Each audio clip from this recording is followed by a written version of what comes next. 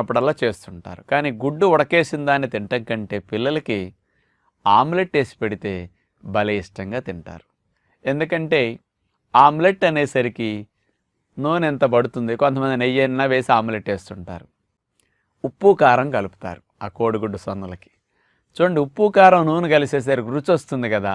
ఇంకేమీ కలపరు, సింపుల్గా ఆ గుడ్డట కొట్టడం, ఒక కప్పులు వేయటం, ఇంత ఉప్పు కారం వేయటం, ఇక ఈ కొట్టిట కలిపేలోపు పొయ్యి మీద రేకు పెడతారు, మూకుడేదో చక్కగా అందులో ఇంత నూనె నెయ్యి వేసేసరికి 1 minute అది నూనె కాగుతుంది శుభ్రంగా. అందులో ఎట్లా అంటే 2 to 3 minutes ఆమ్లెట్ అయిపోతుంది. 1 minute తినేస్తాం ఆమ్లెట్. సింపుల్ టేస్ట్గా ఎంజాయ్ చేసినట్టు అనిపిస్తుందని. కొంతమంది ఒక ఆమ్లెట్ అంటే ఎక్కువ రావట్లేదులని, మా వాడికి డబుల్ ఎగ్ ఆమ్లెట్ అండి